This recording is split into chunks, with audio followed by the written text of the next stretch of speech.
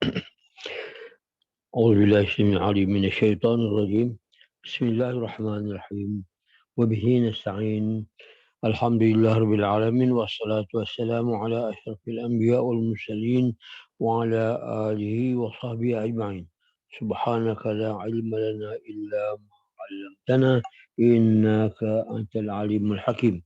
ربي اشرح لي صدري ويسر لي أمري واحلل عقدة من لساني يفقهوا قولي. Ayuhal ikhwah wal akhawat, sahabat dan sahabat sekalian, insyaAllah pada malam ini uh, menyambung kembali balik tajuk yang kita perkatakan pada minggu yang lepas. Tapi pada hari ini kita mengkhususkan untuk membicarakan tazkirah peringatan dakwah dan harakah. Sebenarnya tajuk ini sudah pun diperkatakan dengan panjang lebar di zaman Imam Al-Banna lagi oleh seorang tokoh ikhwan yang bernama Bahi Al-Khuli.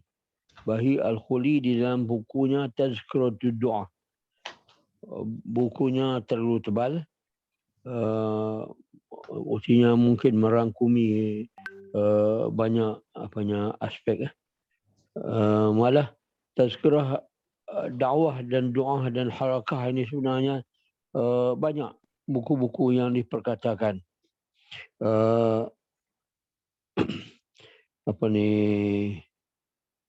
Fathi Yakan sendiri dalam bukunya yang bertajuk Al-Mutasaqitun, mereka yang kecundang, mereka yang gugur di dalam dakwah dan harakah.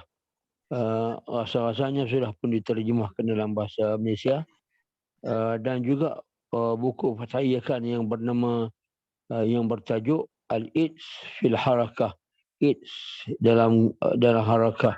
Dalam bahasa Malaysia diterjemah keruntuhan, begitulah, keruntuhan di dalam harakah. Kemudian ada lagi sebuah buku yang ditulis oleh seorang ikhwan juga, iaitu Sayyid Nuh, yang bertajuk Afat ala Tariq, penyebab kegagalan dakwah.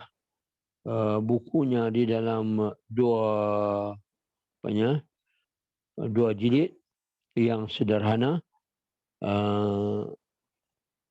Penyebab ini beliau kumpulkan sebanyak 28 penyebab yang mengkandaskan ataupun yang menggagalkan dakwah, khususnya dakwah ikhwan lah yang difokuskan. Dan demikian juga buku Al-Muntalaq, kita akan dapati beberapa peringatan juga di dalam penulisan Syekh Abdul Mun'im Ahmad Ar-Rashid. Anak rasa elok jugalah kalau ikhwah, sahabat-sahabat boleh memiliki ataupun berkongsi dengan sahabat yang lain, seperti buku Afat ala Tariq yang ditulis oleh Sayyid Nuh ni begitu teratur, terperinci. Manakala tajuk Al-Mutasaqitun, mereka yang kecundang, oleh Fathi Yakan pun juga di antara yang elok kita membaca dan kita simpan di dalam maktabah di rumah kita, insya-Allah. Jadi ana pada malam ini nak memperkatakan beberapa tajuk saja, tajuk yang kecil.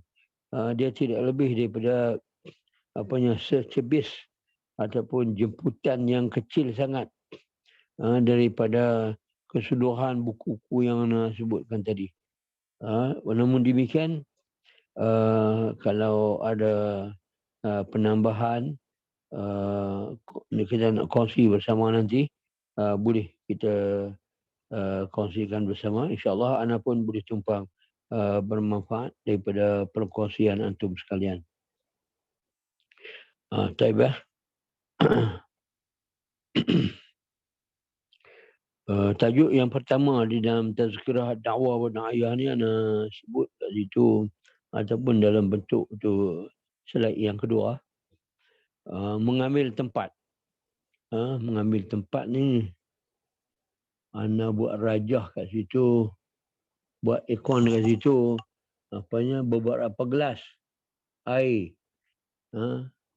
Maksudnya gelas ni mesti dia senantiasa diisi, terisi. Sama ada diisi dengan air ataupun kalau tidak ada air dikosongkan, kita jangan ingat dia kosong. Sebenarnya ada angin dalam tu. Ataupun kalau ada orang yang memasukkan pasir atau batu, maka terisi dengan batu di dalam gelas-gelas yang ada tadi. Ini anak maksud anaknya. Pemikiran kita ini, kalau kita tidak isikan dengan pemikiran yang elok, pemikiran yang Islamik, dia akan terisi dengan pemikiran jahiliah.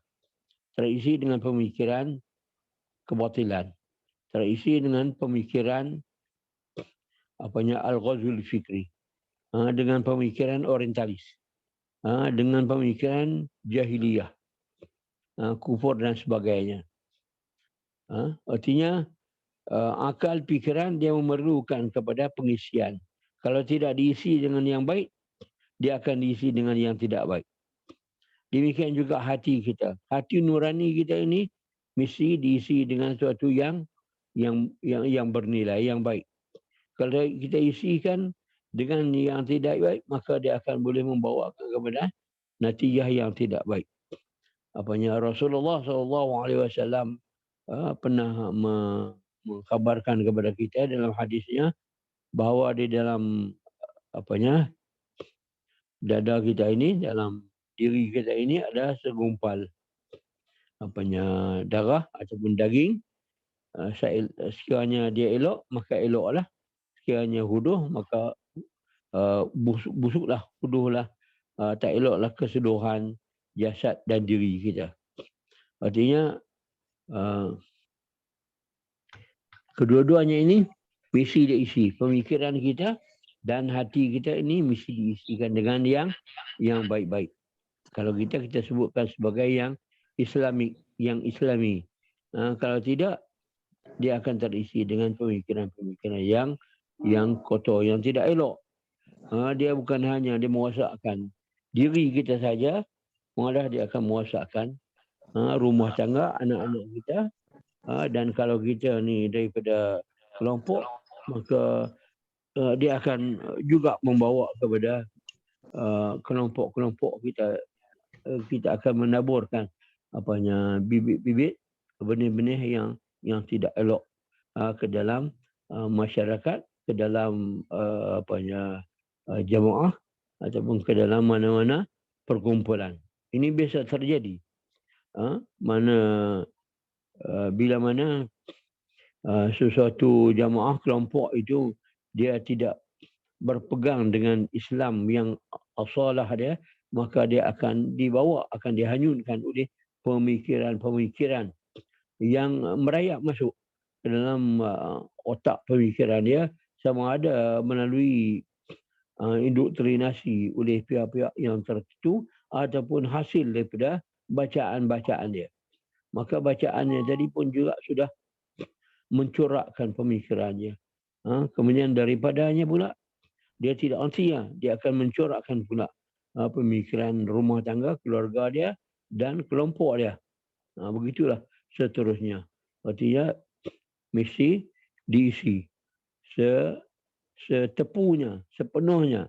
Jangan bagi ruang kepada pemikiran jahiliah ini merayap masuk ke dalam hati kita dan ke dalam pemikiran kita. Sebagaimana yang gambar yang anda tunjuk kat situ, kalau penuh, maka tidak ada ruang kepada yang jahat. Kalau diisi, kalau dikurangkan, maka kekurangan tadi akan diisikan dengan keburukan. Biasa yang buruk walaupun dia ada sedikit dalam ruang pemikiran kita, dalam hati kita, dia akan merosakkan kesemuanya. Dia akan merosakkan segala-galanya. Ada pepatah Melayu menyebut apanya apa ni sekawahkah, sebelangakah masakan tadi akan dirosakkan oleh seketul nila. Ana pun tak ingat dah. Ini pepatah Melayu. Artinya benar tu sedikitnya. Sedangkan hak yang elok tadi terlalu banyak. Tapi dia boleh merosakkan semuanya. Demikian juga dengan pemikiran, demikian juga dengan hati nurani kita ni. Adanya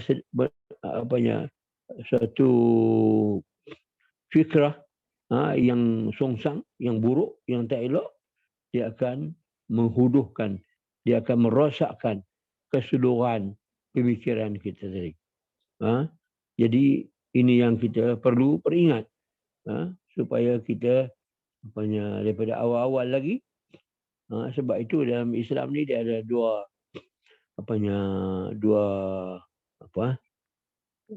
wasilah, dua cara yang kita sebutkan sebagai at-takhliyah wa tahliyah.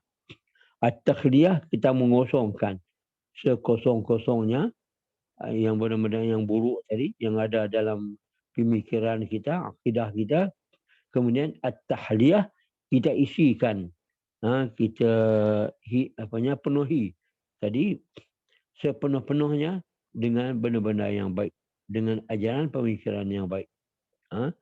Ini menjadi satu kaedah sebenarnya. At-takhliyah mesti dibuang-buang. Bibit-bibit ajaran-ajaran, ilmu yang tak elok tadi dikekalkan. Kemudian dimasukkan ajaran-ajaran yang baik. Jangan dibiarkan yang buruk tadi ada, kemudian dimasukkan yang baik. Tak boleh. Dia akan merosakkan yang syaki-baki, keladak yang buruk, kejahatan tadi, dia akan merosakkan kebaikan yang kita baru masuk tadi. Sebab itulah di dalam menghayati, di dalam kita mendukung fikrah ikhwan dan fikrah Islamiyah ini, kita nak pastikan daripada awal lagi bahawa kita membuang-buang segala jahiliah ni, akar umbi dia, benih-benih dia, sehingga tidak ada lagi yang boleh tumbuh daripada syaki baki tadi, fikrah-fikrah jahiliah. Sehingga dengan itu kita menjadi manusia yang sepenuhnya menghayati, mendukung fikrah Islam yang sejati, yang seelok, yang sepenuhnya. Taibah. Wallahu a'lam bissawab. Mungkin apa yang dimaksudkan oleh Syekh Qutb rahmatullahi alaihi ini apabila dia menyebut khudhil Islam kullahu aw da'uhu. Ambilkan Islam kesemuanya ataupun tinggalkan kesemuanya. Beginilah lebih kurang. Artinya jangan ada kita campur adukkan Islam itu dengan fikrah-fikrah yang lain. Hanya Islam semata-mata. Khudhil Islam kullahu, ambilkan Islam keseluruhannya, kesemuanya, au da'uhu, ataupun tinggalkan Islam tu. Jangan kamu campur adukkan di antara dua ini. Jadi sukar bagi kita nak menghayati. Ini Muhammad Salman. Muhammad Salman ni yang di Arab Saudi. Ini jadi orang Islam masalah. Apabila dia menganjurkan maksiat-maksiat, sedangkan dia nama sebagai orang Islam, duduk di bumi, di tempat turunnya wahyu Allah, adanya Kaabah, adanya Madinah, dia melakukan kerusakan. Jadi kita serba salah, tak tahu nak buat apa dengan keadaan yang begini. Jadi sebab itu saya mengatakan khudhil Islam kullahu aw da'uhu, ambilkan Islam kesemuanya atau tinggalkan kesemuanya. Mudah kita nak kira bicara dengan dia, mudah kita nak bermuamalah dengannya. Taibah. Jadi Islam ni dia tidak nak. Sebab itu Allah Subhanahu Wa Taala boleh memaaf segala dosa. tapi dia tidak maaf syirik. Mensyirikkan, menyembutukan Allah Subhanahu Wa Taala. Demikian juga kita dalam fikrah Islam, kita tidak boleh menyembutukan, mengongsikan fikrah Islam ni, akidah Islamiah ni dengan akidah-akidah yang lain, dengan pemikiran-pemikiran yang lain. Ada fikiran Islam campur aduk dengan fikiran Orientalis. Ada fikiran Islam campur aduk dengan fikiran Yahudi, dengan falsafah-falsafah yang lain. Jadi Islam tak jelas. Sehingga orang tidak boleh nak mengatakan Islam, ataupun sehingga Islam tidak boleh memberi kesan yang baik kepada, terutamanya kepada orang-orang yang baru ataupun orang nak mencari Islam. Jadi Islam ni sudah berada dalam keadaan syubhat, kesamaran. Jadi tak begitu jelas Islam, kerana dicampur adukkan pemikiran tadi, dicampur adukkan akidah karut marut dengan akidah Islam yang sejati. Baiklah. Kemudian yang ketiga,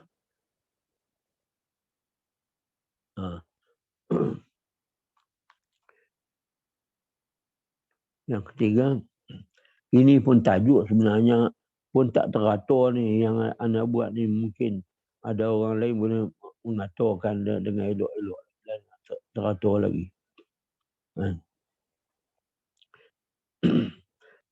Yang kita sebut kat sini ialah yang ketiga lagi, ujian dan ibtila membentuk rijal. Ujian, ibtila, mihnah, segala macam berlaku tribulasi terhadap orang Islam, terhadap jemaah Islam, sebenarnya dia membentuk. Kalau jemaah tu dia membentuk lebih kuat lagi, lebih kukuh lagi, lebih mampu lagi berhadapan dengan cabaran. Kalau rijal, kalau lelaki sebagai tokoh, dia akan menjadi manusia yang lebih bersifat rujulah, bersifat ketokohan, ada ketokohan. Ni gambar ikon yang anda sebut, tengok kat sini ni ialah tukang besi. Tukang besi bila dia nak membentuk sebilah keris ataupun sebilah pedang ataupun sebilah kapak, dia mesti membakar dulu besi tadi. Lepas tu dikatok-katok, dibentuk, baru dia menjadi bentuk, rupa bentuk yang dikehendaki oleh tukang tadi. Demikian juga artinya manusia ini nak menjadi rijal tadi, dia mesti berhadapan dengan ujian. Ujian itu akan datang menguji. Ini yang kita sebutkan sebagai tamhis. Dia menyaringkan manusia yang biasa daripada manusia yang istimewa daripada manusia-manusia biasa. Sebab itu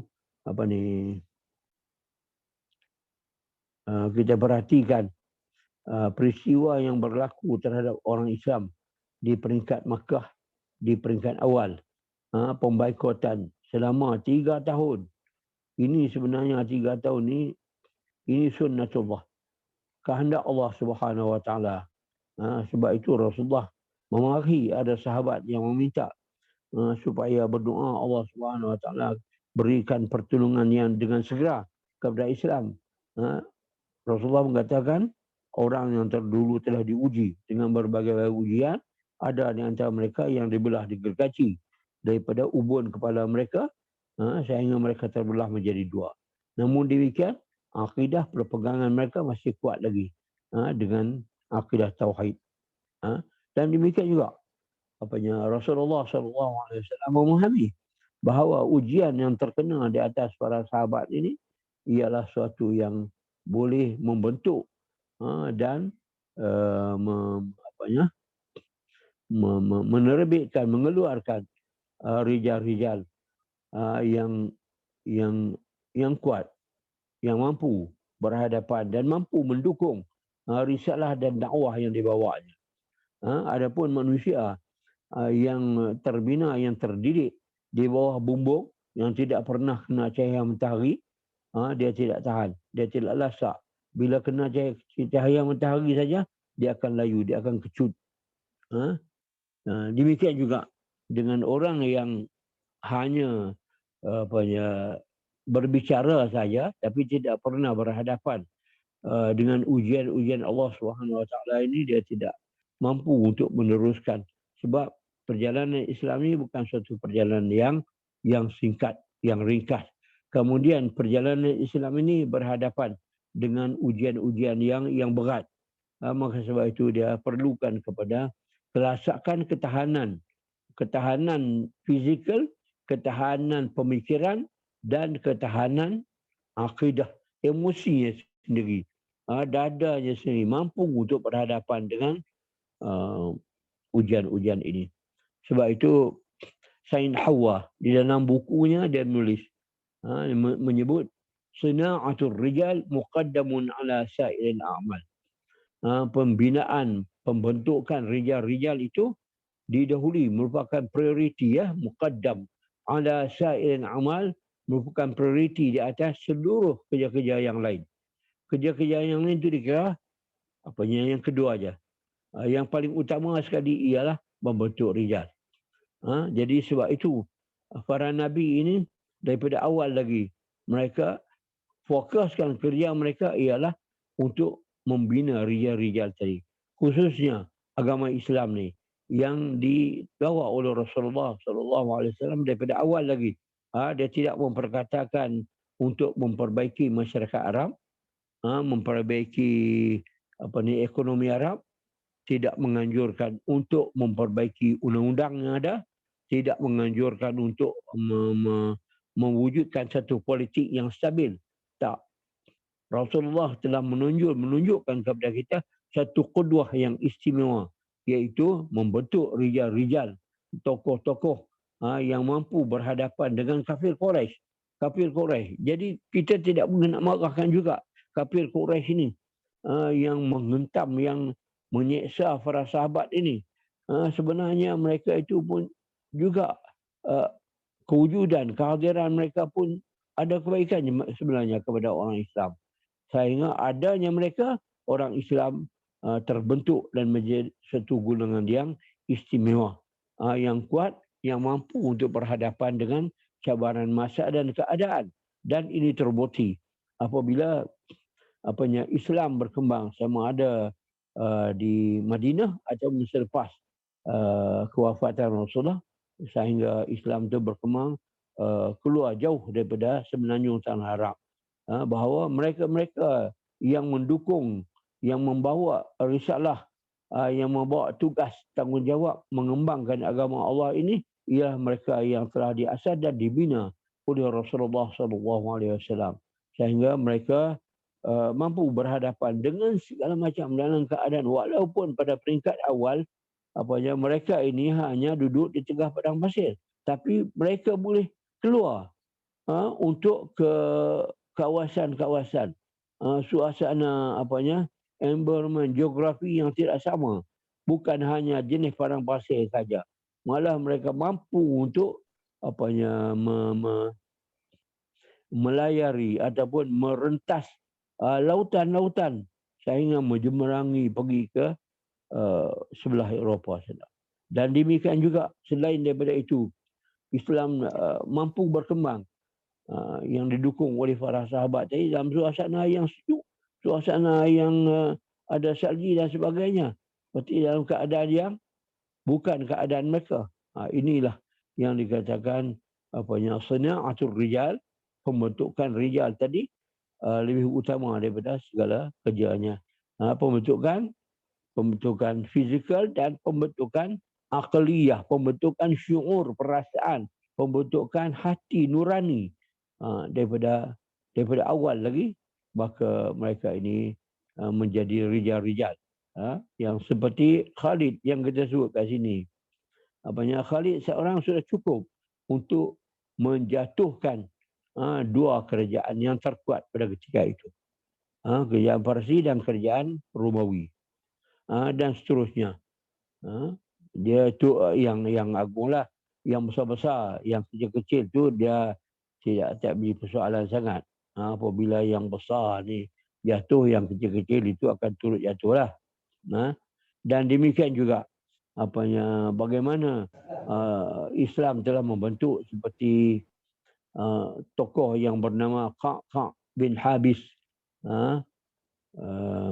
Dianya seorang sudah cukup untuk membantu Khalid.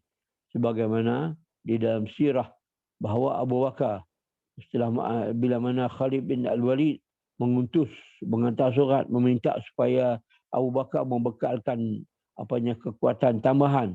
Abu Bakar mengantarkan Ka'ab dengan beberapa orang sahaja, bukan satu angkatan tentera yang besar untuk membantu Khalid di sana.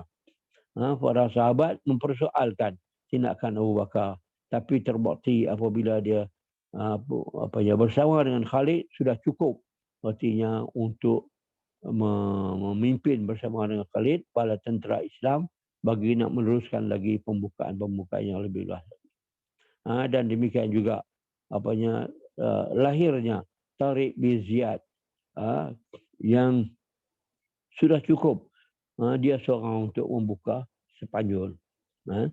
Dan satu perkara yang kita boleh mengambil periktibaran kat sini, apabila Islam ni mungkin di peringkat awal dia hanya terdiri daripada tokoh-tokoh yang veteran, yang besar, yang sudah bukan orang tua tapi sudah lebih jauh umurnya, lebih ke depan umur dia.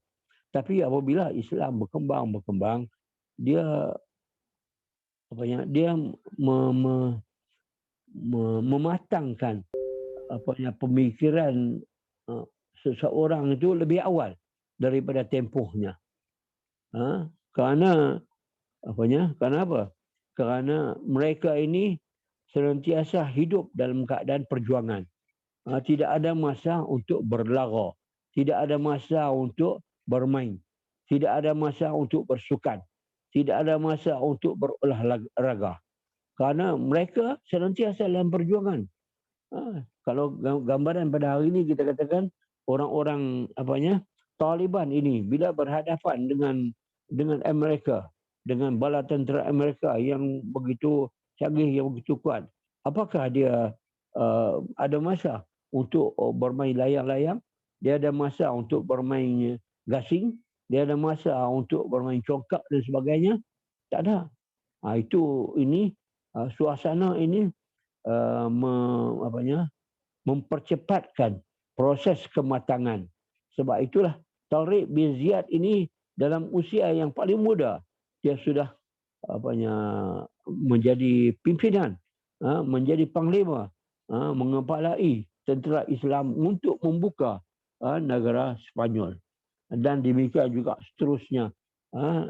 Kita perhatikan Islam itu mematangkan, mendewasakan syakhsiyah peribadi seseorang itu di dalam paling awal daripada tempoh yang sepatutnya. Berbanding dengan kaum-kaum yang lain, dia kerana apa? Kerana dia bersibuk dengan perkara-perkara yang lara, jadi pemikirannya pun terbantut, tergencat, menjadi lambat.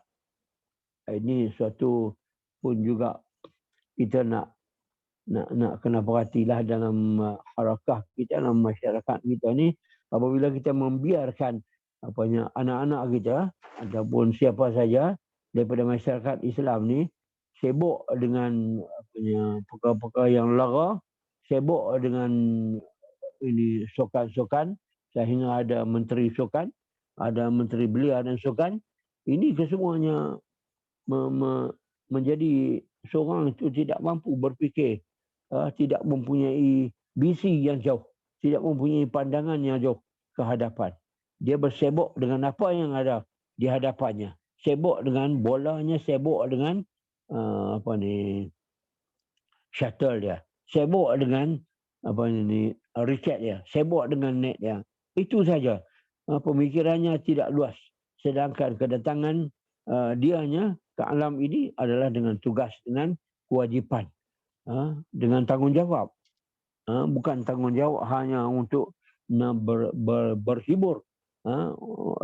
Kedatangan yang untuk nak memberi hiburan kepada jasadnya, tetapi ialah untuk mempertanggungjawab. Artinya badannya itu mempunyai tanggungjawab untuk memikul dakwah Allah Subhanahu Wa Taala. Akalnya pun juga harus bertanggungjawab, mempunyai beban untuk nak memikirkan kerja-kerja amal-amal Islam, dan demikian juga hati dia, segala macam kesemuanya harus dicurah ke situ. Sehingga dengan itu kita ialah natijah kita perhati tengoklah dalam tamadun Islam, dalam kita memperkatakan peradaban Islam keseluruhannya, kita dapati usia umur tokoh-tokoh ini, Masya Allah, dalam keadaan yang terlalu muda, sehingga artinya umur 10 tahun 8 tahun itu sudah mampu dah nak menghafaz Al-Quran. Sebab apa? Kerana pada masa itu, ketika itu tidak banyak sangat permainan-permainan yang melarakan.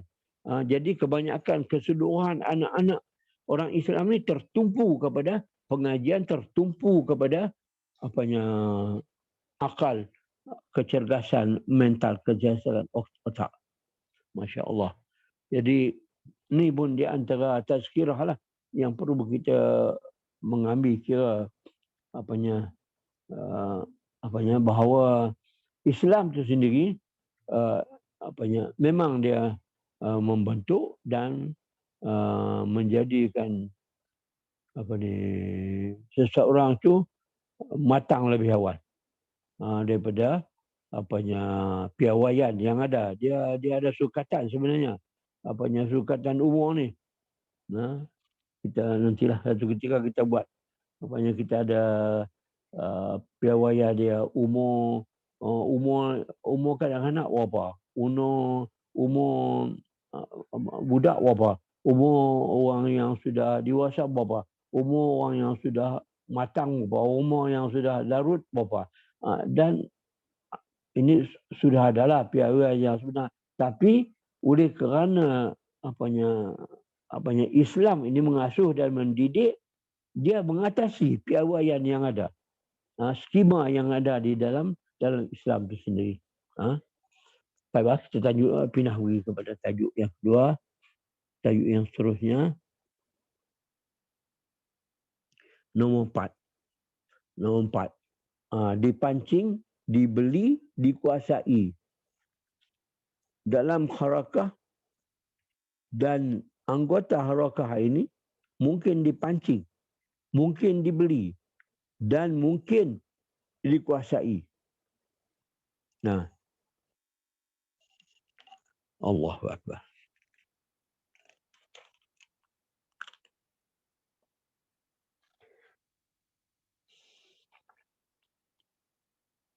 Jadi dia daripada tajuk 4 ni, dipancing, dibeli, dikuasai. Dalam bahasa Arab kita sebut al-ihtiwa. Al-ihtiwa ni dia menguasai dengan berbagai-bagai cara lah. Dipancing itu mungkin peringkat awal, dan dibeli pun mungkin di peringkat awal. Tapi di akhir sekali dia akan dikuasai. Dia akan menguasai individu ataupun menguasai jamaah dan kelompok. Ini Rasulullah SAW, kita teringat baliklah apabila baginda ditawar oleh orang-orang Quraisy, dengan kata mereka, mungkin Muhammad ini dia memerlukan kepada kedudukan, mungkin Muhammad ini memburu kekayaan, mungkin Muhammad ini nak berkahwin dengan perawan yang cantik, mungkin dulu dia berkahwin dengan janda saja yang sudah tua, larut usia lebih daripada dia. Ini andaian-andaian orang kafir lah. Maka sebab itu dia datang kepada Rasulullah, dia bertanya, kalaulah kamu wahai Muhammad terasa nak menjadi penguasa, terasa nak menjadi presiden, terasa nak menjadi raja bangsa Arab, akan kami lantik sawwadnaka, akan kami lantikkan kamu sebagai sayyid, sebagai tuan kepada kami, kepada bangsa Arab seluruhnya. Kalau kamu ini nakkan kepada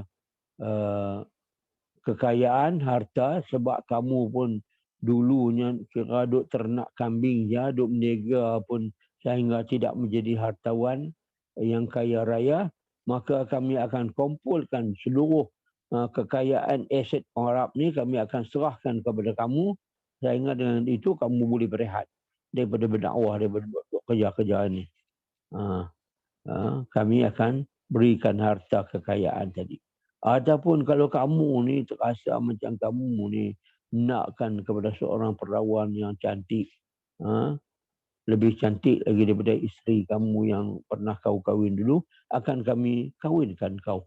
Kami usaha cari ratu-ratu yang cantik di semenanjung tanah Arab ni untuk dikahwinkan dengan kamu.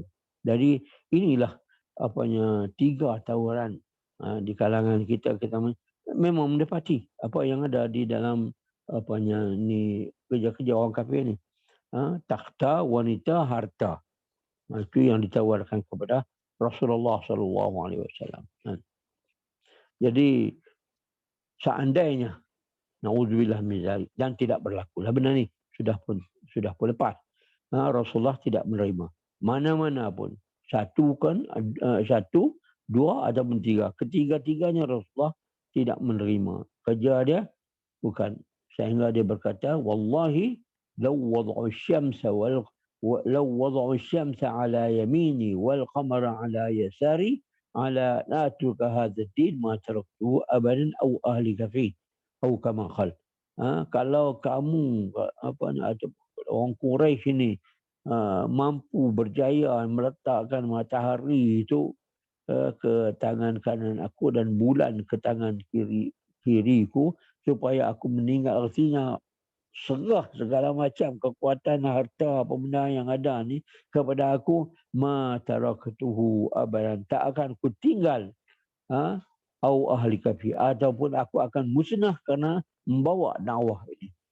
Itu penegasan daripada Rasulullah SAW. Nah, maka orang kafir Quraisy terpaksa balik.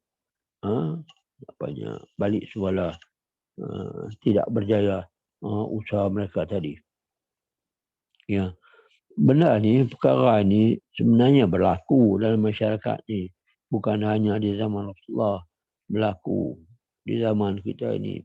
Kita teringat satu ketika dahulu peperangan yang berlaku dalam bentuk lain sedikit. Peperangan yang berlaku atau perjuangan orang-orang Algeria melawan Perancis.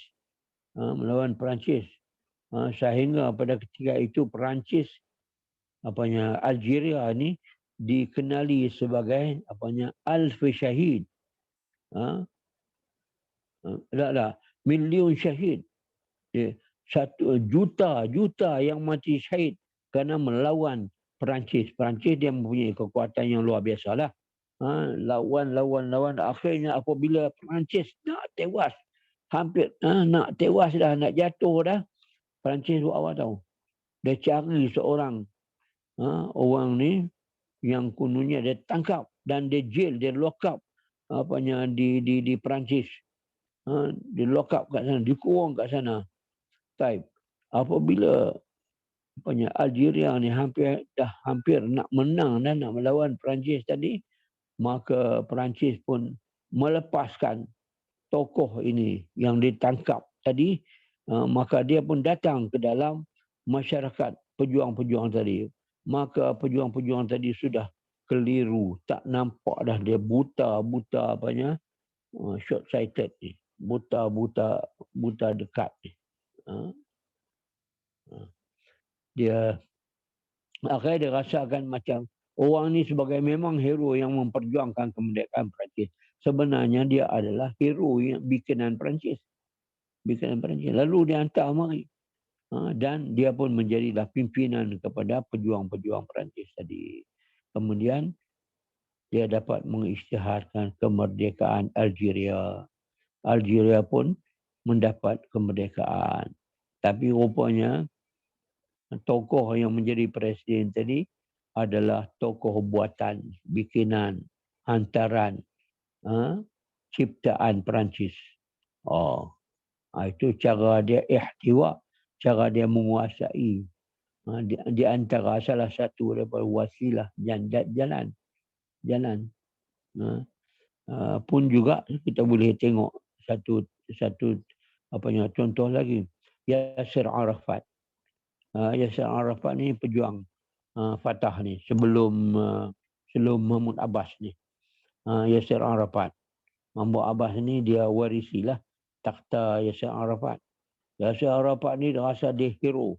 Dia pergi mesyuarat kat UN pun dia dia datang. Dia bangsa satu ni bangsa penjajah sebenarnya. Bangsa bersatu penjajah. Dia Yasser Arafat pun dijemput ataupun dibenarkan ataupun dia dilantik menjadi perwakilan PLO, Palestine Liberation Organization ni, pertubuhan Palestin. Dia pun hadir. Dia hadir kat sana, nampak dia macam hero dengan serban Perancis dia, dengan uniform baju dia, baju seorang askar. Kemudian dia selitkan pula ataupun dia ada pistol kat pinggang dia tadi pula. Masuk pergi mesyuarat dalam UN pun bawa pistol, sedangkan orang yang lain-lain tak ada seorang pun yang bawa pistol pergi dalam mesyuarat UN tadi. Kenapa? Karena dia sebenarnya dia menjadi hero bikinan Amerika. Hero bikinan Amerika. Akhir dia bila dia nak kahwin, di peringkat dia nak kahwin.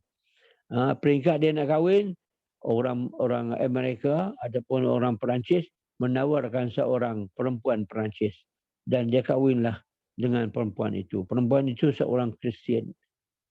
Tak adakah orang Palestin yang lain yang boleh dia kahwin? Pasal apa yang dia berkahwin dengan orang Perancis? Satu sudut. Kemudian satu sudut yang lain pula, seluruh donation, pemberian dana-dana yang diberikan kepada PLO semuanya masuk akaun Yasser Arafat. Jadi dia sudah memiliki takhta, wanita dan harta. Kesemuanya dia boleh Yasser Arafat. Bila dia mati, habis. Harta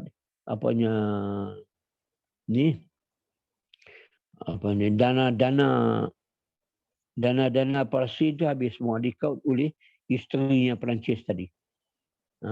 Tak ada pun orang-orang Palestin tak dapat pun duit tadi.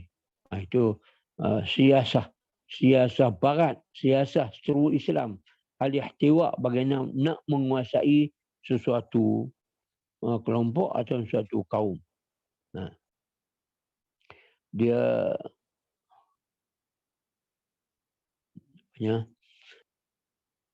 Allahu Akbar. Kat Malaysia pun berlaku juga sebenarnya. Berlaku.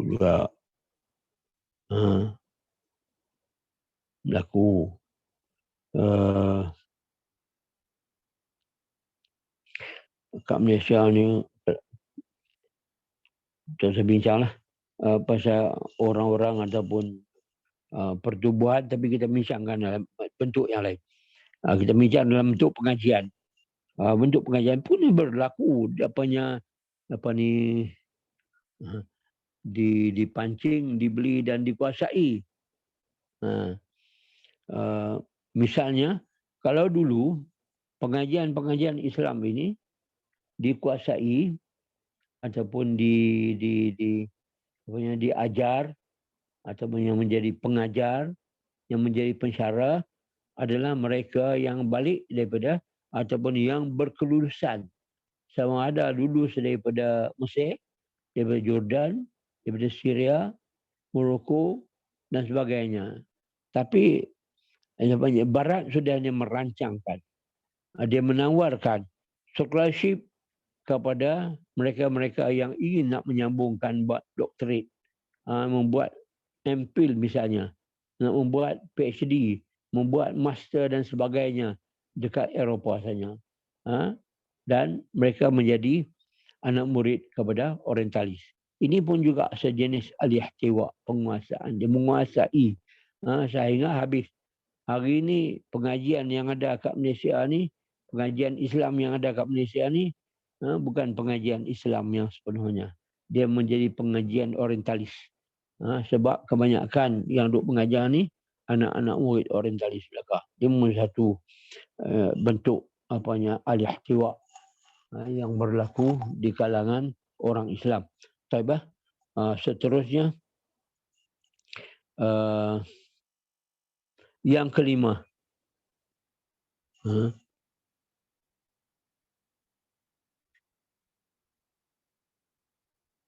Yang kelima ialah azad ala tariq, bekalan sepanjang jalan, bekalan sepanjang perjalanan, bekalan untuk akal, bekalan untuk jiwa, untuk syuur perasaan, untuk emosi kita dan untuk semangat kita. Perlu diisi dan kalau istilah orang kampung kata diisi sepenuhnya dengan bekalan yang kerana kita perjalanan kita ni satu perjalanan yang panjang. Mungkin ni kau ni tak betul ni gambar-gambar, tapi tak ada yang lain lah. Mungkin anda tak jumpa yang lain. Tengok ada tentera membawa bekalan ni, jadi gambaran lah lebih kurang. Jadi kita memerlukan kepada bekalan untuk dakwah dan harakah. Dan akal perlukan kepada ilmu pengetahuan. Ilmu pengetahuan ini satu ilmu pengetahuan yang dia berkembang. Ilmu pengetahuan ini dia tidak suatu yang statik lah, yang membeku, yang jumud. Dia perlu kepada penambahan. Sebab itu Sayyidina Ali berkata, dia ada dua wadah. Dua wadah. Satu boleh penuh, satu lagi isilah sebanyak mana pun dia tidak akan penuh. Wadah periuk belanga ni kita isi dia penuh. Tapi wadah akal kita ini kita isilah dengan ilmu pengetahuan, duk semakin kurang. Duk tambahlah sebanyak mana pun tak pernah tepu, tak pernah penuh. Jadi dia memerlukan menuntut daripada kita untuk senantiasa memperbaharukan, mengisikan ilmu-ilmu yang baru ke dalam diri kita. Dan demikian juga perasaan kita ini suatu perasaan yang terkawal, bukan suatu perasaan yang dibiar begitu saja, tapi suatu perkataan perasaan yang boleh kita kawal. Tidak ada perasaan yang tidak boleh dikawal. Kalau jenis dia nak meradanglah. Jenis dia nak marahlah. Ketika dia bersuka, maka habis semua pakat ketawa belaka. Ini bukan satu yang terkawal. Ada kadang-kadang perasaan ni boleh diprovokkan, boleh diistifzazkan, sehingga dia menjadi manusia. Kalau nak ditimbulkan, rangsangkan dia, maka dia terangsanglah, dia marahlah dan sebagainya. Itu bukan suatu perasaan yang terkawal. Manakala perasaan seorang mukmin ini dia suatu perasaan yang tidak boleh diprovokkan, suatu perasaan yang dikawal oleh imannya, oleh akidahnya, oleh ilmunya, oleh syuur imaniyah tadi daripada dalam dia.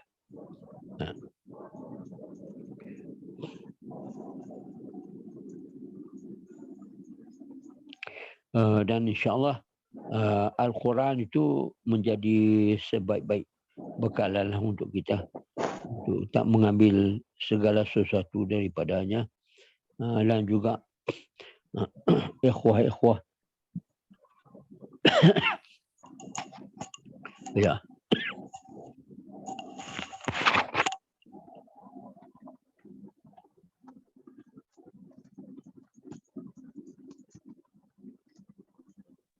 anak minum.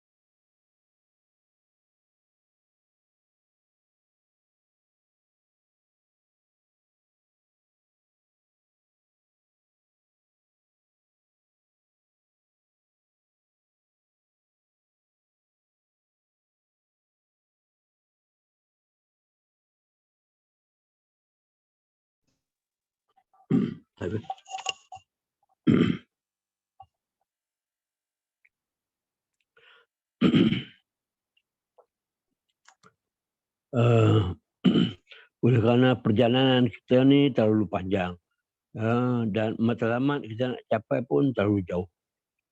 Perjalanan selain daripada dia perjalanan yang panjang pun juga satu perjalanan yang sukar, ranjau-ranjau, halangan-halangan, rentangan-rentangan yang begitu banyak, yang boleh mengkadaskan kita. Jadi perlu kita kepada bekalan-bekalan, insya-Allah. Dan seterusnya,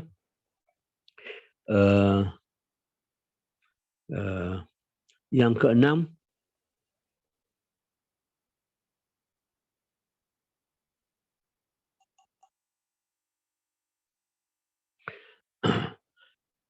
semua kuasa kufur menentang kebenaran, menentang kita, menentang yang mendukungkan Islam.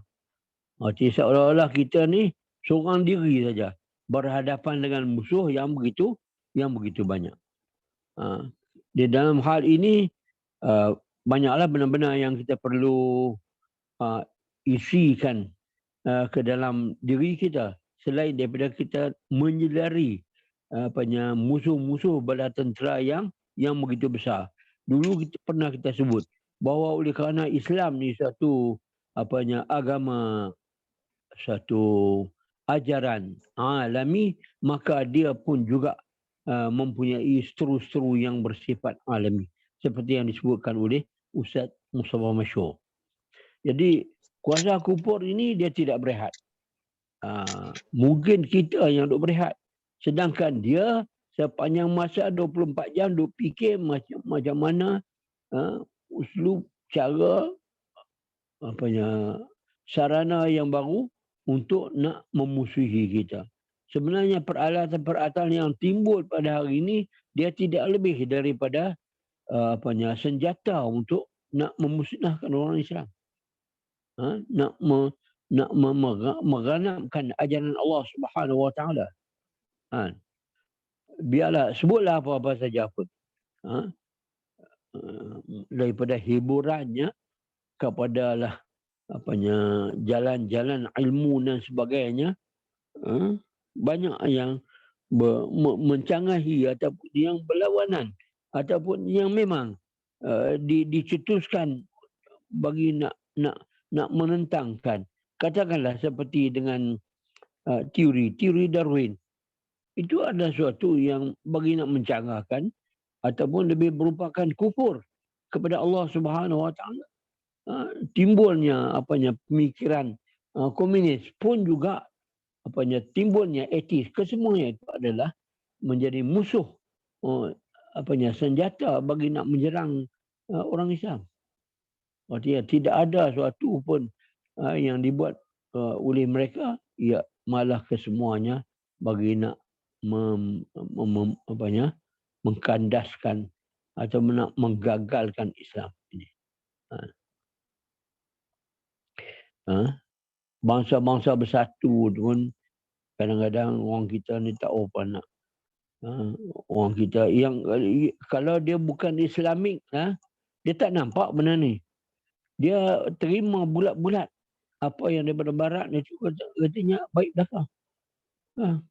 Ini kerana otak dia tidak ada suatu penyaringan ataupun apa yang hidayah petunjuk daripada Allah Subhanahu Wa Taala. Dia buta, dia pekat, dia tak nampak, gelap, dia tak nampak. Segala-galanya dia rasa barat itu segala-galanya daripada barat. Dulu satu ketika ada amalan perancang keluarga. Sebenarnya amalan perancang keluarga ini ialah bagi nak menghadkan ataupun nak mengecilkan bilangan kelahiran orang-orang Islam. Sebab kelahiran orang Islam ni wallahu a'lam bissawab, itu takdir daripada Allah. Dia semakin bertambah, semakin ramai. Bilangan orang Islam. Ialah selain daripada orang barat sendiri juga memang dia beramal dengan amalan yang tidak yang tidak menyuburkan perkembangan bilangan mereka. Kahwin perempuan dengan perempuan, lelaki dengan lelaki pun satu benda yang na'udzubillah min zalik. Jadi ini bertentangan lah. Amalan mereka itu sendiri memang bertentangan dengan nature mereka. Dan tidak menolongkan mereka.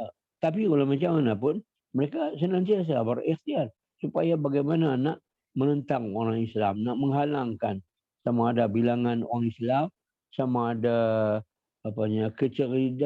kecerdikan ataupun bilangan yang celik, yang bukan buta huruf.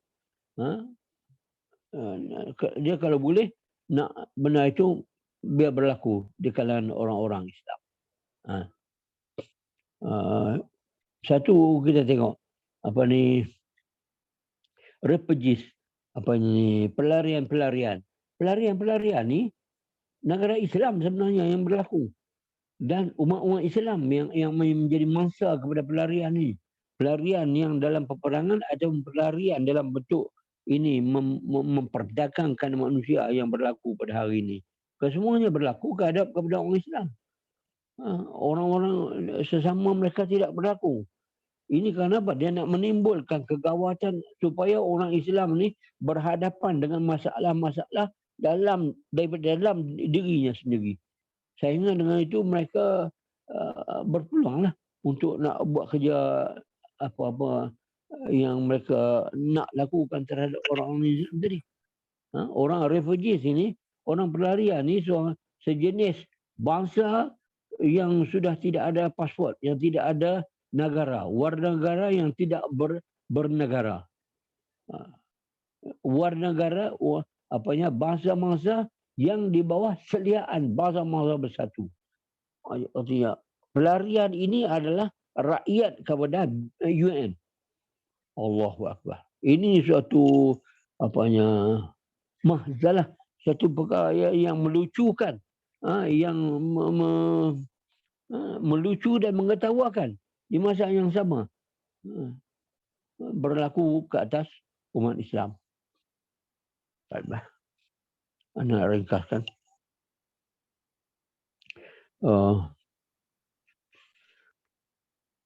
Ya Allah, ya Allah.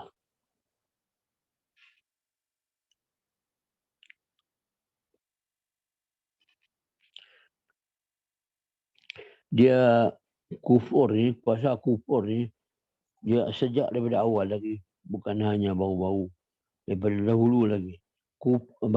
Al-kufru, kufur ini adalah adu lil Islam, adu lil tauhid, seteru kepada tauhid, seteru kepada Islam, dan seteru kepada kebenaran.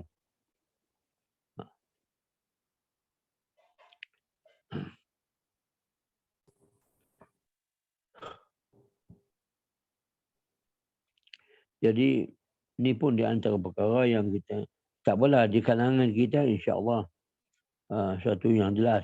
Tapi di kalangan rakyat jelata kita ni perlu kita nak menyampaikan kesedaran ini bahawa kufur ini adalah seru kepada orang Islam. Jangan kita rasa tak apa, kufur ini tak apa. Dia bukan semua orang kafir yang jahat, bukan semua orang kafir seru kepada Islam. Ini pun satu penanaman akidah yang tak betul di kalangan orang Islam.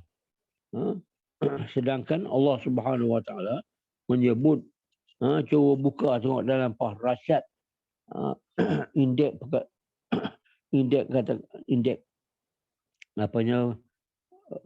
indeks Al-Quran ni, perkataan kafirun ni entah berapa banyak dan berapa bentuk Allah Subhanahu Wa Taala menyebut innallaha la yuhibbul kafirin. Tuhan tidak suka akan kepada orang kafir ini. Tidak senang kepada orang kafir ini. Banyak ayat-ayat yang melarang kita. La yattakhidul mu'minuna al-kafirina awliya. Orang-orang mukmin tidak seharusnya mengambil orang kafir itu sebagai kawan, sebagai taulan mereka. Dilarang oleh Allah Subhanahu Wa Taala. Tapi oleh kerana kekaburan, kabur, tak jelas, akidah tak jelas. Kita boleh bersenang-senang dengan orang kafir. Masya Allah, na'udzubillah min zalik. Ini nak kena jelas lah. Bukan hanya di kalangan kita nak bawa kepada masyarakat lah. Supaya dia tidak semudah apa yang dilihat yang di ini. Benar ini ialah dibawa mari oleh orang kafir supaya kita bersenang dengan mereka. Sedangkan mereka ini tidak pernah bersenang dengan orang Islam. Dan Allah Subhanahu Wa Taala pun menyebut wallazina kafaru ba'dhum awliya'u ba'd. Adapun orang-orang kafir ini adalah bersekongkol, bertolong-menolong, bantu-membantu sesama mereka. Illa tafa'alu takun fitnah. Kamu kalau tidak buat seperti mereka, arti kamu tidak memerangi mereka, tidak membentukkan kesatuan seperti dengan mereka, apa akan berlaku? Takun fitnatun fil ardh. Berlaku fitnah di atas muka bumi ini. Wa fasadun kabir. Dan kerosakan yang besar di atas muka bumi ini. Karena kita membiarkan orang kafir, dia mempunyai persatuan yang kukuh, yang kuat. Manakala kita ni, persatuan kita lemah. Berkelahi sama sendiri. Di mana-mana saja. Bukan kata di Malaysia lah. Orang Islam dia berkelahi sesama dia. Dia tak berkelahi dengan orang kafir. Dia suka berkelahi dengan orang Islam. Ini masalah yang berlaku.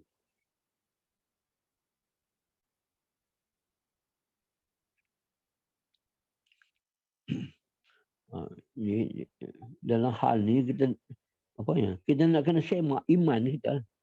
Nak kena semak kepercayaan, keyakinan kita dengan Al-Quran, dengan firman Allah, dengan hadis Rasulullah. Di mana kepincangan, di mana kerosakan, di mana slacknya kat sini. Iman kita lah, keyakinan kita dengan Al-Quran.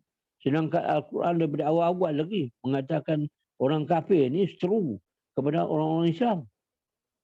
Dan Allah Subhanahu Wa Taala melarang supaya kita jangan berbaik-baik dengan orang kafir. Tak kiralah apa jenis kafir ya. Kafir musyrik ke, kafir ahli kitab kan sebagai semua mereka ini dianggapkan sebagai al-kufru millatun wahidah. Kufur ni satu kandang belaka. Sejenis belaka. Baiklah, seterusnya nak lajukan sikit. Yang ketujuh ialah kita sebut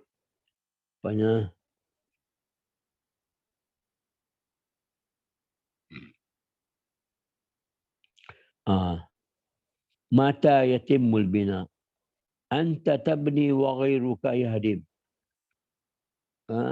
Engkau membina bangunan, engkau membina, orang lain pula meroboh. Bila akan sempurna bangunan ini? Artinya bangunan usaha yang kita lakukan ini diperhati oleh orang kafir supaya jangan tertegak, jangan wujudnya di satu bangunan orang Islam. Paling utama sekali, orang kafir ni dia berusaha supaya jangan ada pimpinan di kalangan orang Islam. Biar kesemuanya menjadi seperti dengan bahasa cerita Melayu apa? 10 orang anak hitam. 10 orang anak hitam. Kerana dia tidak mempunyai ayah, tidak mempunyai bapa, maka mati yang berbagai-bagai. Macam seperti dengan anak ayam lah, yang tidak ada ibunya, tidak ada yang mempertahannya. Ada yang makan boleh ulang, makan boleh biawak, jatuh dalam lubang, berkelahi sama-sama dia. Ini boleh berlaku. Sehingga dengan itu tidak akan wujud satu kesatuan Islam. Ada nama dia lah, fungsi tak berlaku apa-apa. OIC. Ini nama kesatuan Islam. Tapi tidak ada fungsi pun. Nama, ada nama tapi tak tahu duduk mana. Apa dia kerja dia. Jadi kita nak kena peringat kepada orang Islam bahawa usaha-usaha apa-apa, usaha yang kerdil, yang kecil yang dilakukan oleh orang Islam ni sebenarnya orang kafir tidak akan senang. Dia akan berusaha mengkandaskan, menggagalkan supaya yang ada apa usaha pun di kalangan orang Islam. Ekonomi orang Islam, politik orang Islam. Semua mereka ini menentang. Daripada kafir yang sebesar seperti dengan mereka, sehinggalah kepada kafir-kafir yang dhaif, yang duduk merempat, yang duduk yang tak ada kerja, yang menganggur pun, mereka ini menjadi seru kepada Islam. Masa dia dhaif tak boleh. Bila dia kuat, sudah. Dia akan memakan kita. Taibah. Seterusnya,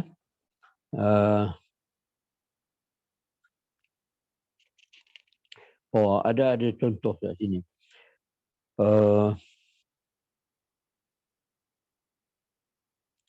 Di zaman Rasulullah SAW sudah ada Masjid Al-Madinah, tapi ada seorang munafik, dia membuat satu masjid yang bernama Masjid Al-Dirar, dengan harapan ada orang Islam yang akan datang semayang kat situ. Bila semayang kat situ, adalah saja yang dia boleh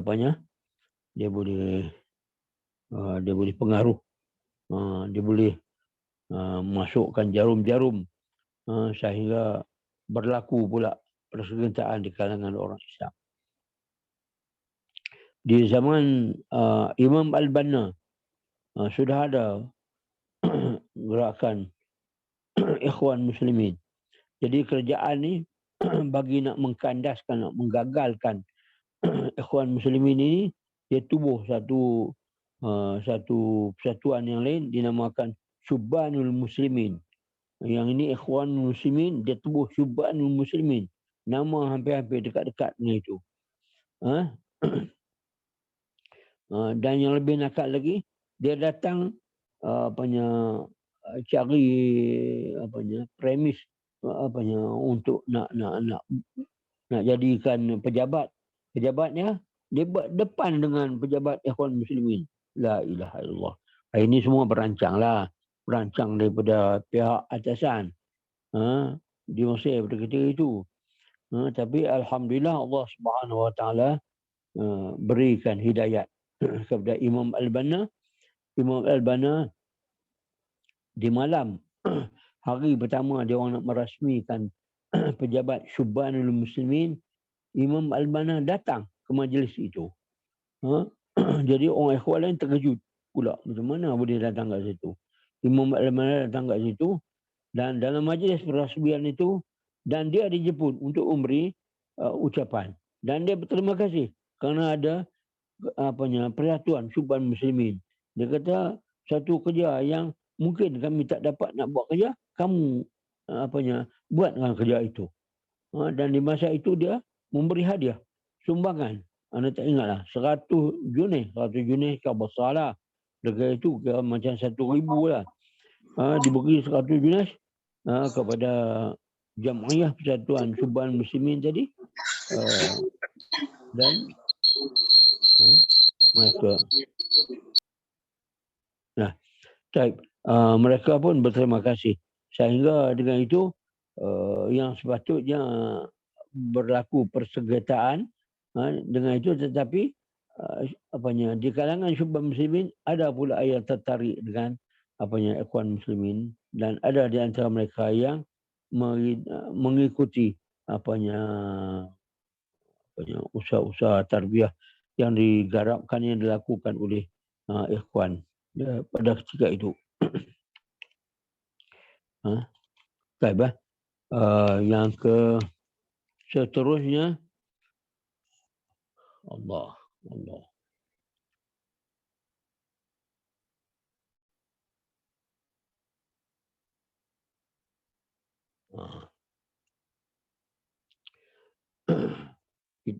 Di sini yang ke-8, awasi jalan yang bersimpang siur. Jadi jalan perjalanan ini dia terlalu banyak. Ada di antara mungkin yang barulah, yang baru dia tengok, ini kita ini tak cergas mana ni. Dia tengok yang lain nampak cergas, nampak bersemangat, berapi-rapi, berceramah dan sebagainya. Artinya dia tak suka dengan cara kita ini. Itu dikatakan jalan yang bersimpang siur. Mungkin dia tertarik dengan perkara itu, sedangkan benar itu dia tidak lama. Hanya untuk seketika saja. Bila habis semangat dia, habislah. Bersurai dan beredar. Lepas itu kerja pun menjadi malap dan berlaku. Ini sudah disebutkan oleh Imam Al-Albani rahmatullah alaihi. Kita tidak nak bergantung kepada gerak kerja yang tidak berencana, yang tidak berancang. Sedangkan Ikhwan ini dia mempunyai satu manhaj, sukata dia mukharrar, kurikulum dia yang lengkap, yang begitu lengkap. Jadi kita tidak perlu nak takut-takut lagi was-was dan ragu lagi dengan matlamat dan jalan yang ditentukan oleh Imam Al-Banna rahmatullahi alaih. Baik, baik.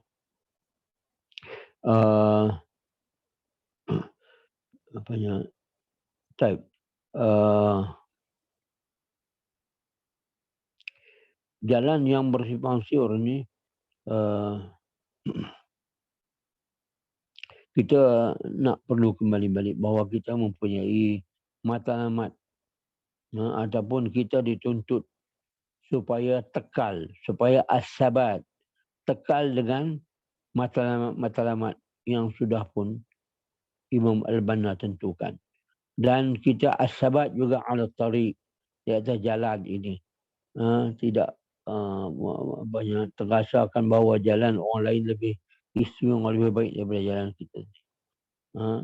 Dan kita pastikan bahawa jalan kita ni satu jalan yang panjang dan pencapaian juga satu perkara yang sa'bul manal, susah nak dicapai, susah nak dibina.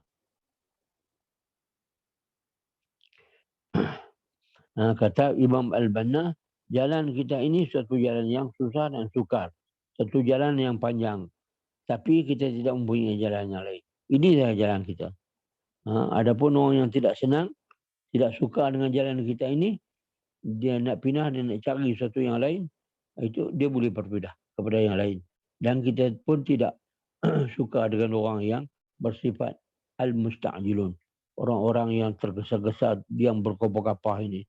Kita mempunyai cara kita yang tersendiri.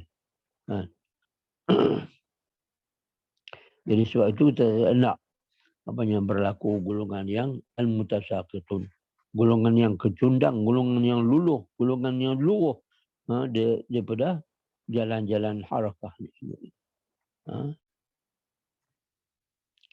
Taibah yang ke-9,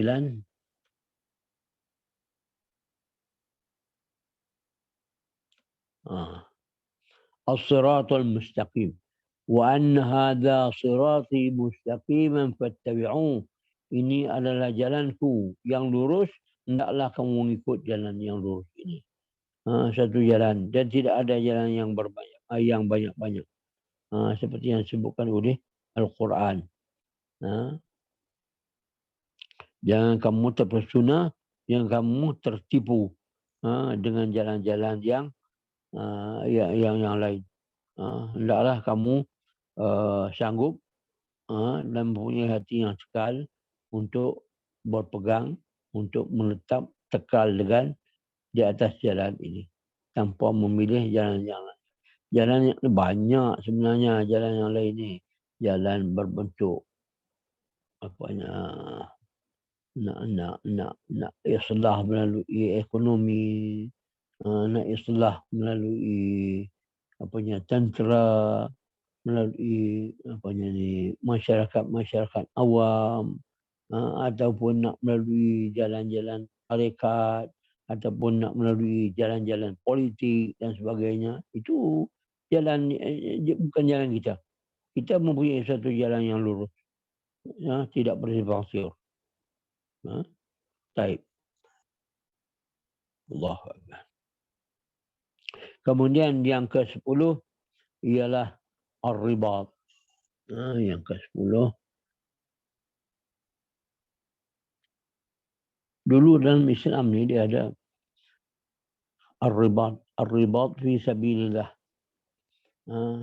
Dia sebut ada hadis Rasulullah SAW. Ribatun ala sughuri khairun min siyamid dahri. Kamu ribat, kamu jaga tempat-tempat kelembahan ataupun di perbatasan Islam itu lebih baik daripada kamu berpuasa satu dahrun sepanjang masa. Jadi kita diminta supaya menjaga kelembahan. Tapi setelah jatuhnya khilafah Islamiah ni, dia sudah tidak berlaku lagi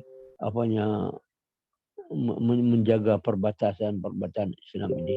Imam Asy-Syafi'i rahmatullah alaihi, apabila dia berpindah datang ke Mesir, mula-mula yang dilakukan sekali, dia membuat ribat. Dia menjaga malam. Dia membuat kawalan. Itu kerana mengambil sunnah, beramal dengan sunnah Rasulullah.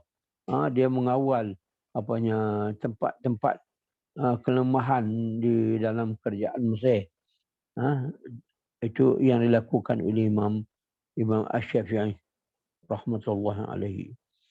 Dan kita dipinta terutamanya kita sebagai orang ikhwan ni, kita nak jaga apa dia kelemahan-kelemahan dalam jemaah ini, supaya jangan dimasuki oleh orang-orang, dan supaya jangan dimasuki oleh fikrah-fikrah yang asing, yang luar.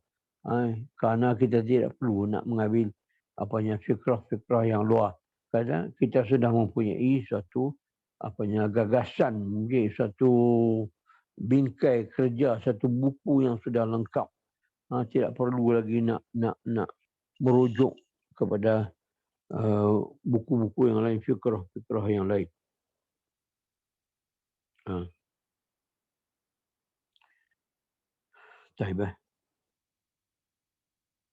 Kemudian seterusnya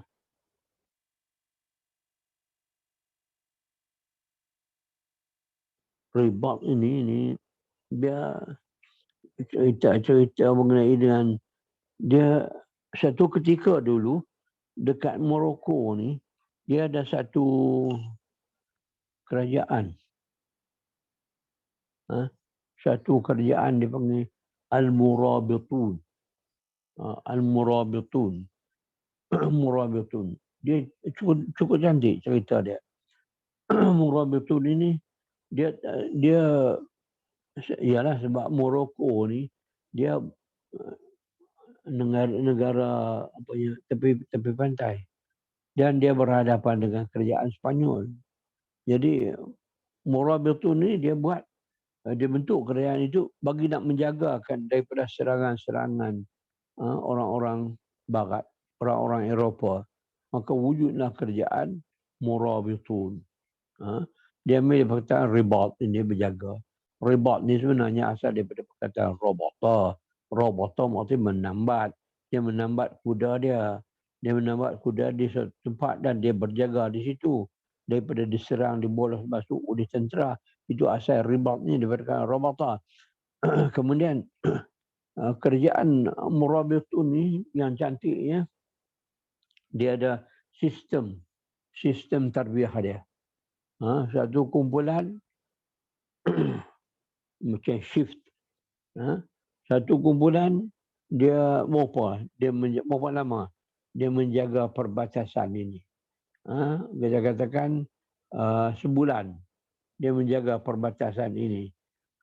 Jadi batalion ini, kelompok ini akan balik semula ke dalam negara yang dia akan diletakkan satu yang baru ke tempat itu untuk buat murabatah, untuk buat kawalan di sepanjang perbatasan itu.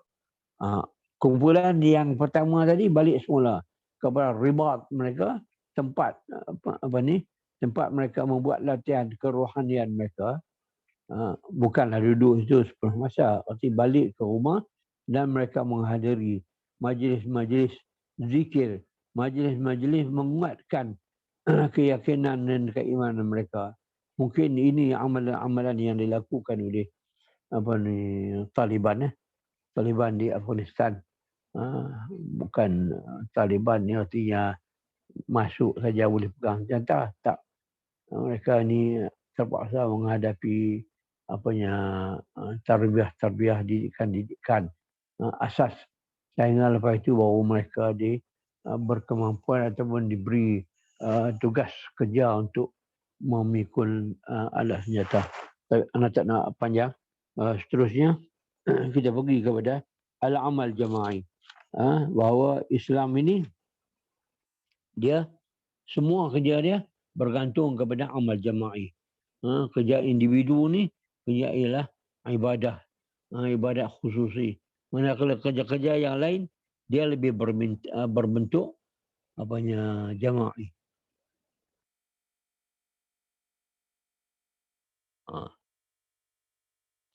Kerja ana teringat baliklah risalah al-amal jama'i ni yang ana baca pada tahun 70-an. Ana ingat orang ikhwan yang mula-mula membentangkan al-amal jama'i ini. Ini kerja berkelompok, kerja secara tim. Teamwork. Jadi kat Malaysia ni baru saja terkenal dengan sebut dengan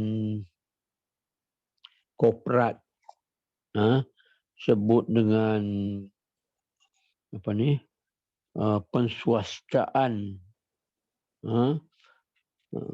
dan pada masa terakhir ini adanya pula motivasi untuk untuk kelompok-kelompok yang dibuatkan di syarikat-syarikat membicarakan masalah amal jama'i. Ana rasa ikhwan yang mula-mula perkenalkan amal jama'i lah di wallahu alam lah. Ana ingat di kalangan di dalam negara Islam orang ikhwan yang mula bicarakan.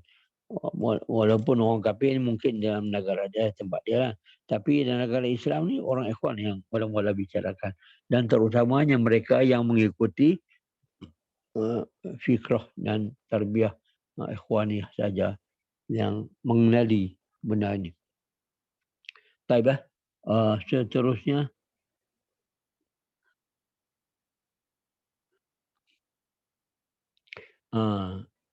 ini aku berdakwah dan berdoa. Dalam Islam ni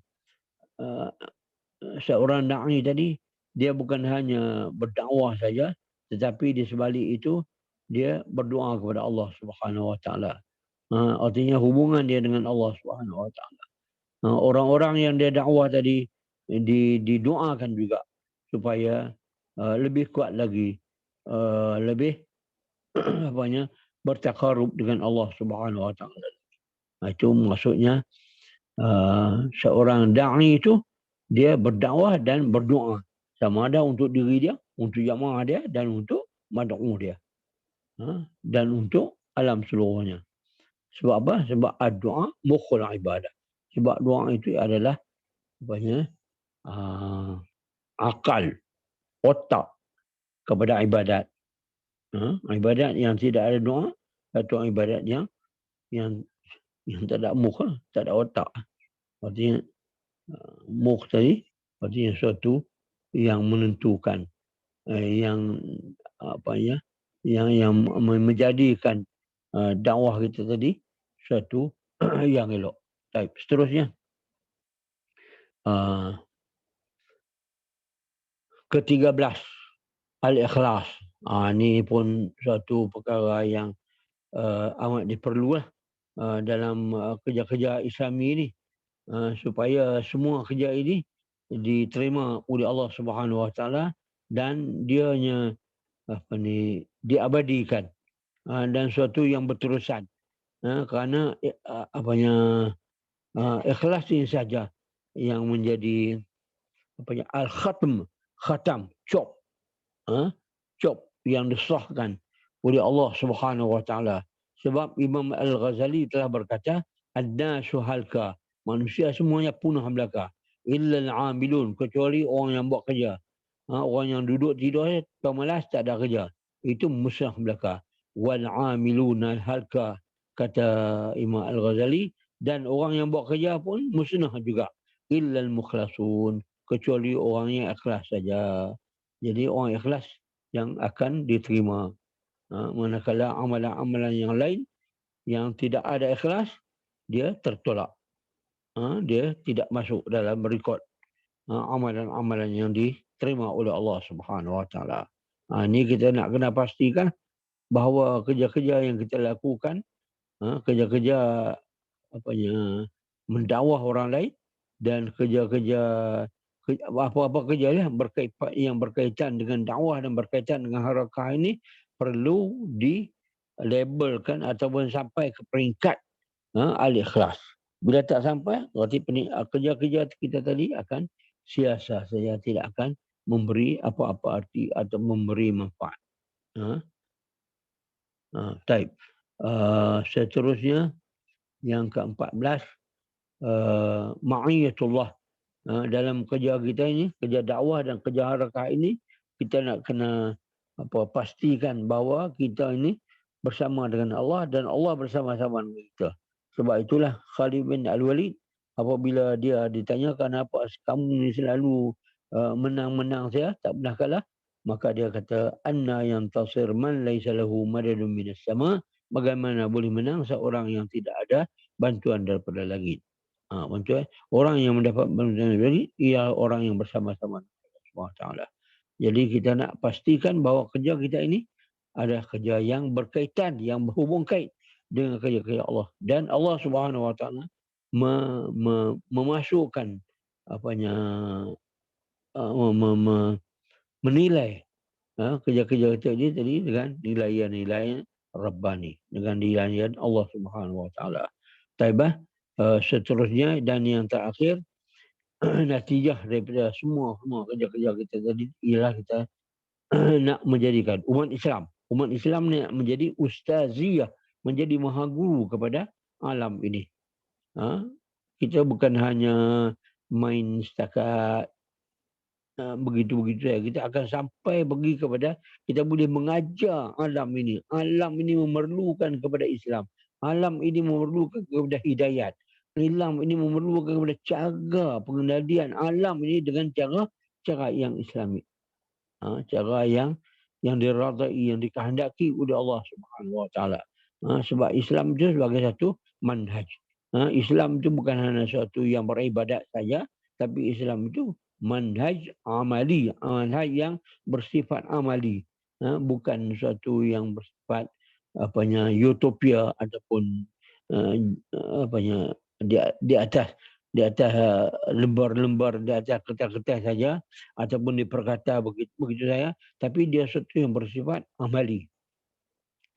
Dan memang ini ternyata bahawa orang Islam ni menjadi maha guru kepada seluruh alam, menunjuk ajar dia perkara-perkara yang duniawi dan perkara yang ukhrawi. Aqulu qawli hadza wa astaghfirullahal azim li wa lakum wa li sa'iril muslimin. Wassalamualaikum warahmatullahi wabarakatuh. Alhamdulillah. Waalaikumsalam warahmatullahi wabarakatuh. Terima kasih kepada yang berbahagia Al-Fadhil Ustaz Muhammad Darusnawi atas penyampaian pada malam ini. Jadi kita recall baliklah kan, dalam tazkirah tadi terdapat 15 senarai tadi, yang mana benda ni adalah sangat kait dengan kita sebagai seorang Muslim, dan kita kena alert, kena alert dalam kita nak menyampaikan dakwah ni, apa yang perlu kita hadapi dan apa yang perlu kita bawa sebenarnya. Dan kita kena rasa ini adalah salah satu tanggungjawab sebagai seorang Muslim, bukan nak tunggu kita ada pangkat ataupun darjat, tapi adalah pada semua makhluk kan, semua manusia di muka bumi ini, yang mana Allah berfirman dalam surah Baqarah kan, telah kuciptakan untuk jadi khalifah di bumi ini. Jadi dengan ada fikrahnya kita ni, perlulah untuk kita berdakwah pada masyarakat, dan perlunya kita memperjelaskan. Kadang-kadang mungkin ada yang salah faham dalam agama terutamanya. Jadi kita ni lah yang nak membetulkan keadaan sebenarnya. Jadi kita buka sekarang untuk sesi soal jawab, dan sesi ini berkaitan dengan penyampaian tadi sahaja, dan boleh gunakan ruang chat ataupun bertanya terus kepada penceramah. InsyaAllah, silakan.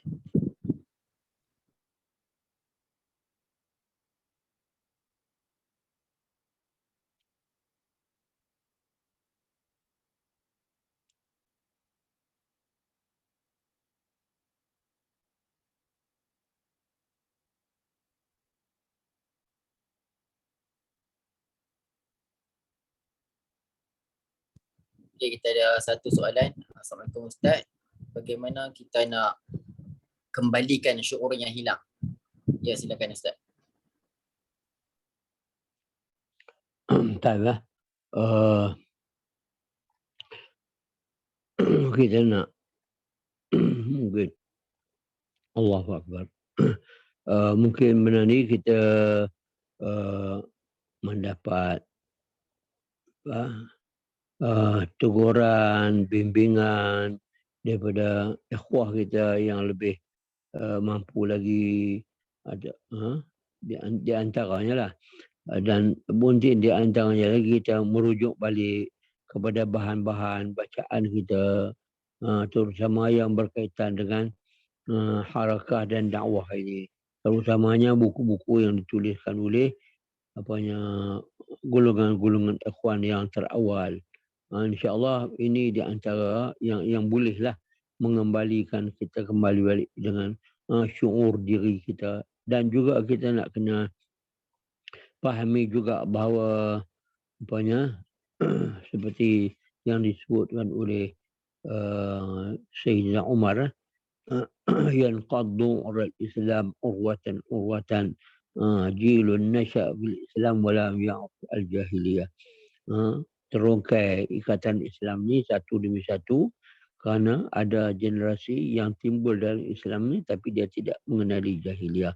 Jadi yang kita sebut tadi, bahawa seteru musuh Islam ni senantiasa dia buat kerja 24 jam untuk bagi nak menggagalkan segala projek, segala usaha perancangan orang-orang Islam itu sendiri.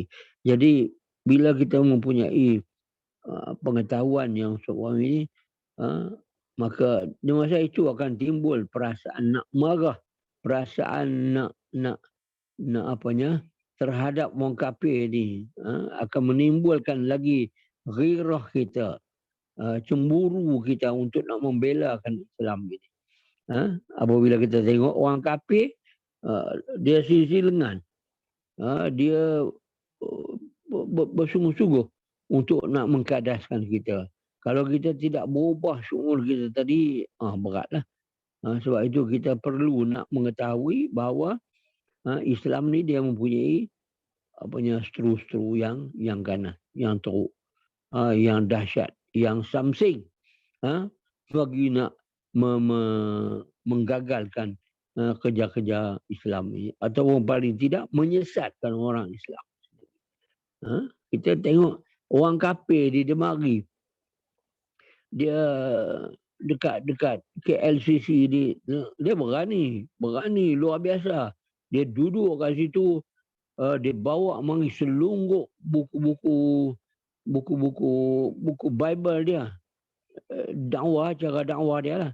Dia bagi secara percuma kepada siapa sahaja yang lalu kat situ. Kemudian ada seorang telah datang kat dia ni dan memberitahu bahawa awak tidak berhak untuk nak berdakwah mengajak orang masuk Kristian ni, sebab tak dimenangkan kat sini. Lepas itu bawa dia berhenti. Itu kira alhamdulillah lah, hamba Allah ni dia sedar tadi. Dia berani berhadapan dengan dia kafir tadi. Jadi nak kena ada lah daripada dalam diri kita ni keselarasan yang sobat ini. Amin ya rabbal alamin. Wallahu a'lam bishawab. Baik, terima kasih Ustaz. InsyaAllah ada satu soalan lagi. Mungkin soalan yang terakhir. Orang yang alim dalam beragama selalu berkata apa yang dibawa oleh Imam Hasan Al-Banna sebenarnya tak tepat dengan sunnah Rasulullah, terutama dalam aspek keberadaan dalam harakah. Bahkan berada dalam jemaah ini adalah rekaan Imam Hasan Al-Banna. Bagaimana kita nak berdepan dengan pandangan sebegini? Dr. Khalid Baslamah Basmalah pernah cakap dalam ceramah beliau, ilmu tak boleh ada yang boleh dengar, ada yang tak sesuai dengar. Jadi silakan Ustaz. Ana pun tak berjelas yang kita cakap tadi. Macam ni lah. Dia tak kira tumah-tumah ni banyak. Memang ustaz masyarakat ni banyak dia menyebut tasaulat. Persoalan yang ditimbulkan oleh orang ini pun di antara usaha-usaha lah untuk nak menggandaskan dakwah Islamiah ni. Ini penyakit yang ada di kalangan orang Islam. Yang mungkin ini dia terbawa-bawa daripada pemikiran orientalis barat dan sebagainya. Kalau dia seorang orang yang terpelajar, kalau orang tak terpelajar mungkin dia tidak memahamilah asal usul dakwah tu yang harus dilakukan oleh semua orang Islam. Balighu anni walau ayah, artinya tidak ada orang Islam yang harus berdiam diri. Dia mesti buat kerja dengan apa cara pun untuk membawakan. Cuma uslub dan cara itu masing-masing boleh buat uslub cara nak menyampaikan, asal dia tidak keluar daripada daripada keseluruhan Islam. Asalkan dia duduk dalam Islam. Sebab tu Imam Al-Banna rahmatullah alaihi tadi, seperti yang kita sebut, bahawa syubhan muslimin datang kat situ dengan niat nak mengkadaskan dakwah ikhwan, tapi dia datang kat situ dan dia memberi pujian dan dia memberi pula sumbangan itu, akhirnya seteru yang nak jadi seteru tak jadi seteru. Ini demikian juga kita berhadapan dengan orang yang sobat ini, ada kadang-kadang perlu kita jawab dan kadang-kadang kita tidak perlu jawab. Kita boleh berdiam diri. Ada yang mengatakan as-sukutu khairul jawabin halil jahil. Berdiam diri itu adalah sebaik-baik jawapan kepada orang yang jahil. Mungkin agak kasar sikit lah, tapi kita perhatikanlah benda ini. Kalau perlu kita jawab, kita jawab. Kalau perlu tak jawab, kita tak perlu jawab. Sebab selama ini pun dakwah ikhwan ni tidak ada sesuatu yang samar-samar dalam keadaan yang jelas. Bukan yang bercakap lepas, dia ada buku-buku. Dia boleh rujuk balik dan dia tengok mana dia buku-buku yang ditulis oleh ikhwan ni yang terkeluar, tersasar daripada ajaran Islam, daripada kehendak Islam, daripada dakwah Rasulullah SAW. Baik, wallahu a'lam bishawab. Ustaz, atas jawapan sebenarnya tadi. Jadi terima kasih atas soalan-soalan yang diberikan. Moga-moga Allah berkati dengan ilmu yang dikongsi oleh penceramah pada malam ini.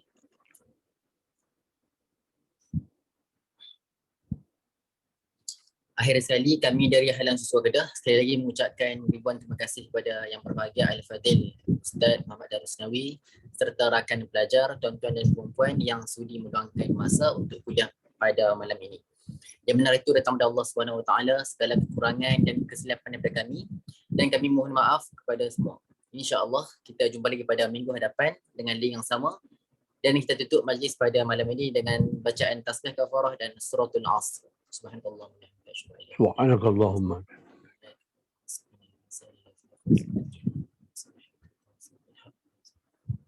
Wallahu a'lam. Assalamualaikum warahmatullahi wabarakatuh. Waalaikumsalam Terima kasih Ustaz Darusnawi atas penyampaian malam ini.